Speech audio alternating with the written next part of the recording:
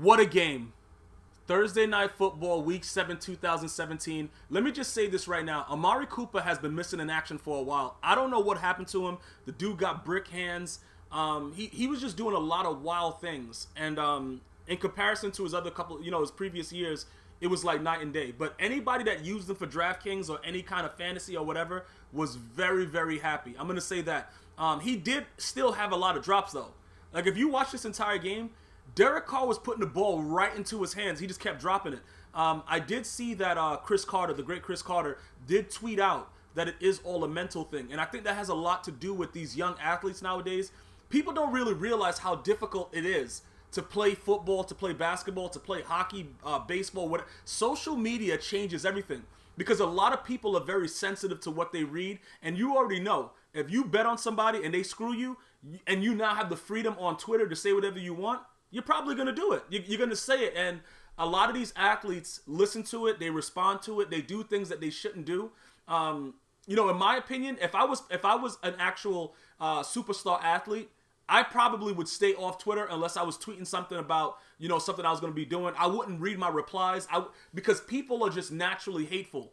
And I think that has a lot to do with what Amari Cooper is going through right now. You know what I'm saying? Coming from Alabama, all that stuff, having that type of mindset to be a winner, and then all of a sudden you make a couple mistakes and everybody's like, yo, you suck, bro. Like, people think that doesn't wear you down, but it does, depending on how, mentally fragile you are. So I think that it did have a lot to do with his mentality, because when he came out yesterday, even though I think that pass interference on the left side, that was pass interference, bro. It was offensive pass interference. The dude pushed the corner to the ground, bro. He pushed his arms out, but the way he did it was so slick.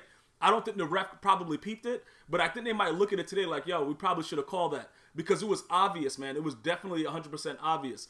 One of the bigger things that happened within the game was Derek Carr was getting tackled, right? The D tackle had him. The dude, Marcus Peters, comes out of nowhere like a savage. You know what I'm saying, bro? Hits him. When I looked at the replay, I don't think he hit Derek Carr that hard, but I think I understand why the whole, everybody went wild. He is playing through injury right now. So that, and the fact that it did look like the ref was about to blow the call dead and Marcus Peters going wild, Marshawn Lynch runs off the sideline. You see, that's the thing about it. That's why they have that rule in the NBA too about clearing the bench. And even in baseball, once you start clearing benches, bro, nothing good comes from it. And Marshawn Lynch, I don't know what he was doing exactly, but he was probably frustrated throughout the game because he wasn't getting the carries that he wanted. He wasn't being utilized the way that he probably wanted, and he just wasn't having a good game. But it is the Kansas City Chiefs. And it's very, very difficult when you're a guy like Marshawn Lynch and you're feeling like, yo, I'm at home. I'm in, you know what I'm saying? I'm in wherever I'm at. He's in LA, wherever the stadium is. He's in Oakland. You know what I'm saying? They might be moving soon, but that's his hometown, and he wants to play well. And when he's not getting the carries or whatever like that, he was very, very frustrated, bro. He definitely was. But at the end of the day, you can't come off the sideline, bro. And then you can't, like, the way he pushed the ref, though. Like, I don't know what he was doing, and I don't think, I don't see why he would have been that mad. Like, you could run out there to go defend your quarterback, but you got to be able to visually see that it's the ref, and your brain has to tell you we're not allowed to do that. Now, the ref was all over him. The ref was holding him, and it was hilarious because the ref was trying to throw the flag, and then he missed the flag. And it was like, what is he doing? What's this guy doing? Like, it was a lot of craziness. And all because, Marcus Peters, like, he went up in there. And again, he hit Derek Carr. I thought that Derek Carr was pretty much already tackled. It wasn't necessary. But they are going to defend their teammates, and that's what happened with that situation. And Marshawn Lynch was ejected. All right? But the biggest thing about this game, right? First of all, Jared Cook's catch was like Madden. If you guys don't play Madden, I play a lot of Madden on my other channel. Check the description box. You go ahead and subscribe there at GmiasWorld.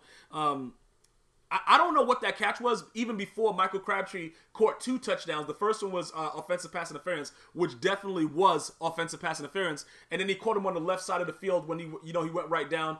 Crabtree, he gets a bad rap.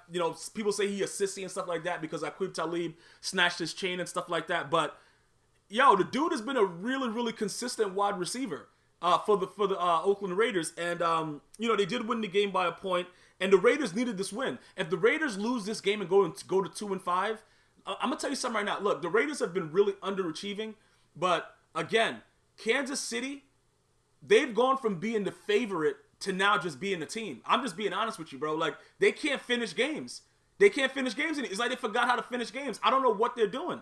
It has to be very, very distraught for the franchise because you know where it's going. You know how this ends. And the NFL is like that. But that's not to say that things won't turn around before the end of the season because we still have a lot more weeks left. You know what I'm saying? So it's just when you see this kind of collapse, you got to be able to finish this game. The defense has to be able to finish this game. And I don't know what they're doing, man. I really just don't know.